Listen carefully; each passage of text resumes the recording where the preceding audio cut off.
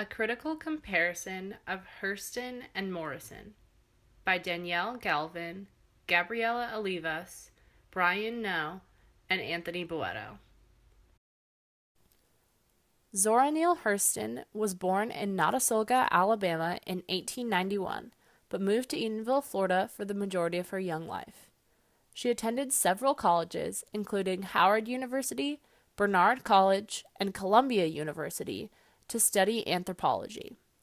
She is remembered as a famous writer in the Harlem Renaissance and is best known for celebrating African Americans in the rural South.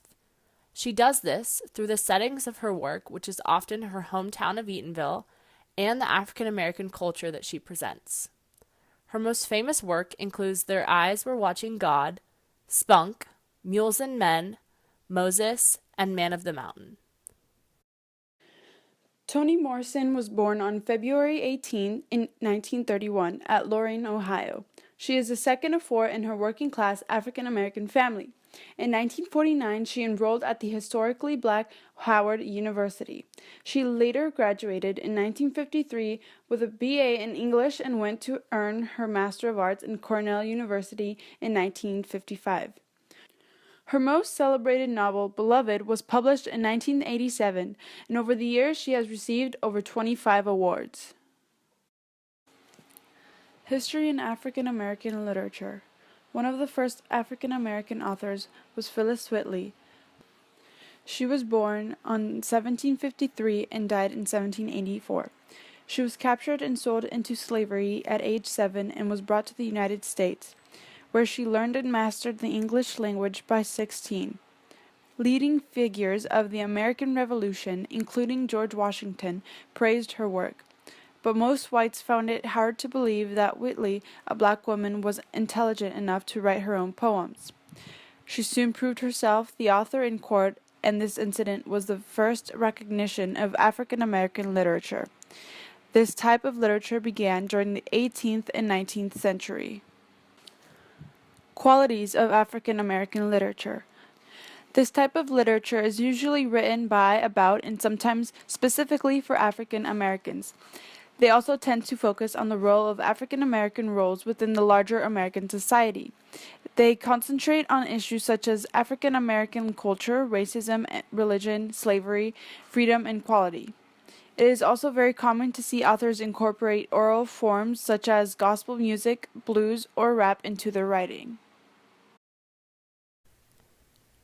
Both Zora Neale Hurston and Toni Morrison express these characteristics first and foremost because they are both African American women who write about African American life.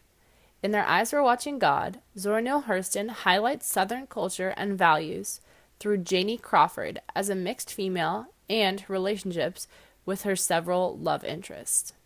She also brings up the role of African Americans in society by setting her story in her hometown of Eatonville, which was America's first all-black city. In Beloved, Toni Morrison covers the issue of slavery in many ways surrounding her main character, Setha, and the reason she is haunted by a traumatic experience. She also touches on how a sense of community is a large part of African American culture, shown by the town helping Setha and Denver in the end of the story. Both Zora Hurston and Toni Morrison are able to write successful novels while at the same time breaking barriers for African American women. They are not the first African American women to write books, but they are able to write significant pieces of work that include symbolism about the roles of women and the roles of African Americans. Both novels have similar settings, protagonists, and themes. In Their Eyes Were Watching God, the protagonist is struggling with the oppression of men and the notion that God is a man. Similarly, in Beloved, the protagonist battles with her own conscience when making decisions involving her child. Similarities may be found in any plot, but the real similarity shown in these stories is in the author's motives. Considering the schools of criticism, critical race theory and cultural criticism best represent both of the novels, Beloved and Their Eyes Are Watching God. Critical race theory is a theoretical and interpretive mode that examines the appearance of race and racism across dominant cultural modes of expression. As for cultural criticism, it focuses on the topic of race, law, and power within cultures. Both Hurston and Morrison's works deal heavily with the topics of power and racism during their time.